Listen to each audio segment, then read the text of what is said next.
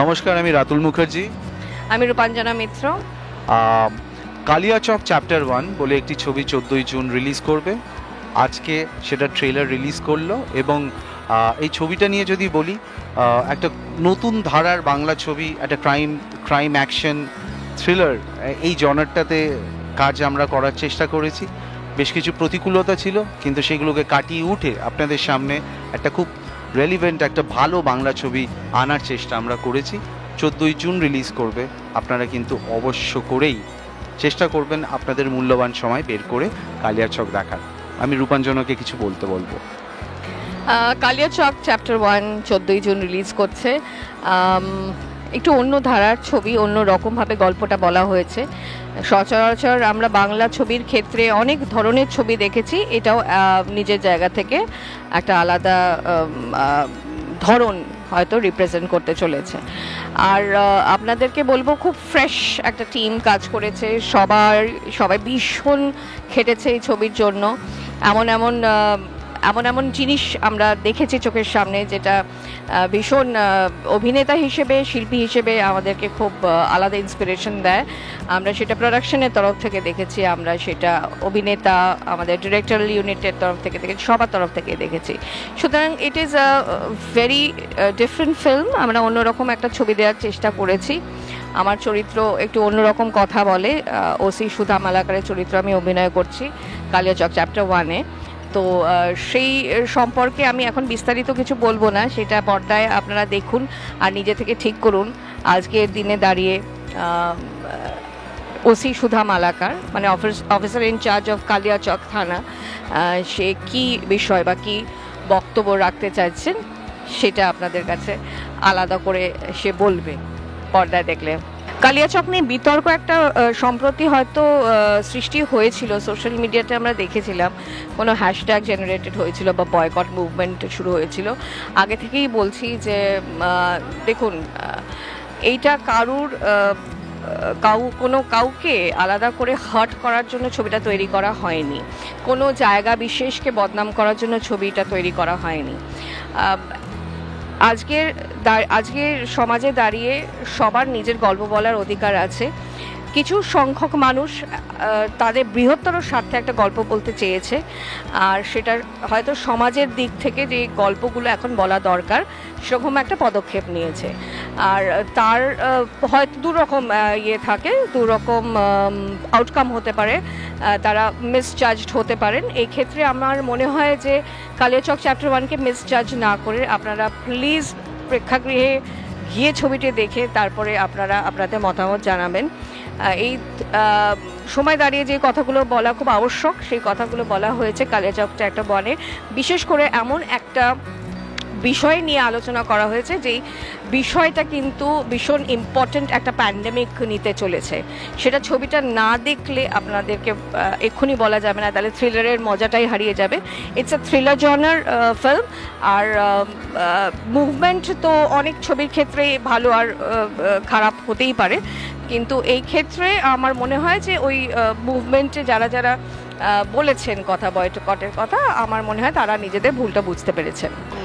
আমি এখানে অ্যাড করব যে তারা ছবিটা দেখলে আরও বেশি করে বুঝতে পারবেন যে কালিয়াচক জায়গাটির যারা ইউথ এবং শিক্ষিত সমাজকে কোনোভাবে ছোট করার চেষ্টা করা হয়নি এই ছবিতে। উল্টে কালিয়াচক জায়গাটির নামে যে মানুষ অন্য একটা ধারণা পোষণ করে, সেটা যাতে আর না করে, সেই মেসেজ আমরা ছবির মাধ্যমে দিতে চেয়েছি। যদিও এই গল্পটা একটা কল্পকাহিনী, it's based on fiction, it's not based on true incident, it is inspired from true incident.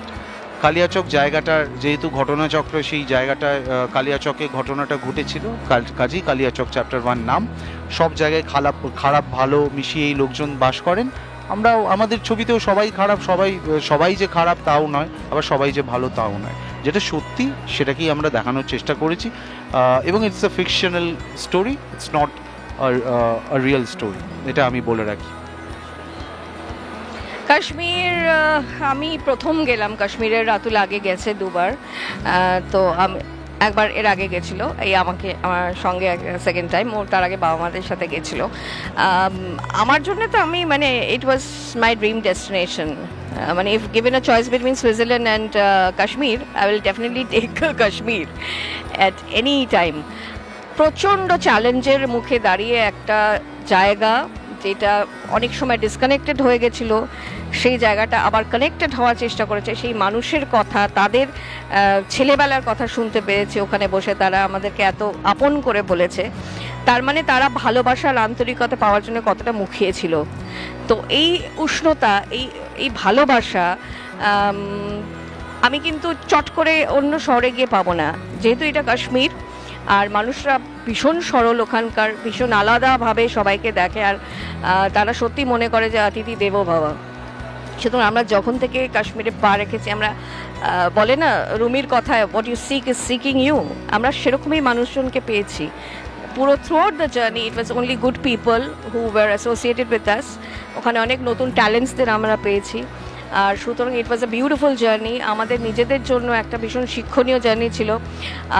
ঘোড়ায় চেপে, মানে ওখানকার যে লোকাল হর্সেসগুলো যা থাকে, তাদের ওপরে চেপে পাহাড়ে ওঠা থেকে আরম্ভ করে, পাহাড়ে বসে বরফ নিয়ে খেলা থেকে আরম্ভ করে, প্রত্যেকটা মোমেন্ট খুব আমাদের কাছে খুব এনজয়েবল ছিল। মনে হচ্ছিল যে আলাদা করে আবার নতুন প্রাণ নিয়ে ফিরলাম।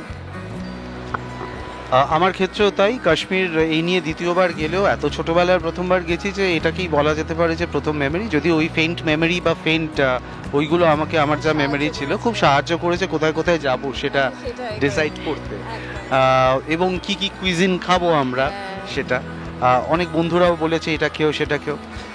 আমি ও যেটা বললো আবার ওটাকেই বলবো, ওটাতে জোর দেবো। ওখানকার মানুষ এত আন্তরিক, ওরা হাজার প্রতিকূলতা কাটিয়ে উঠে আজকে নিজেদের পায়ে দাঁড়িয়ে অনেক কিছু গেস্টদেরকে, ট্যুরিস্টদেরকে যে পরিষেবা দেওয়ার চেষ্টা করছে, সেটা ভীষণ কমেন্ডেবল।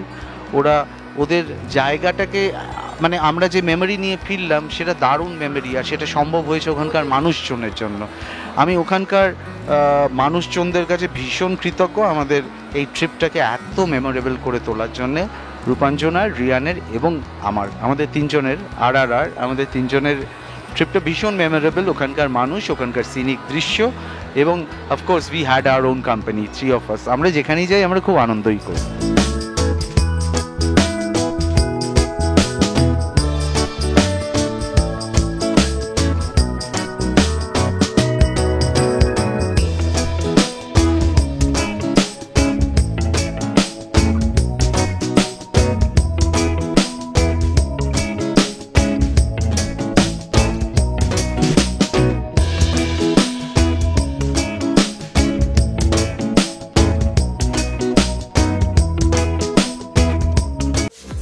টলিউড ফোকাস কলকাতা চ্যানেলটি আপনাদের ভালো লাগলে লাইক করুন, সাবস্ক্রাইব করুন এবং আপনাদের প্রিয় ভিডিওটি অবশ্যই শেয়ার করুন।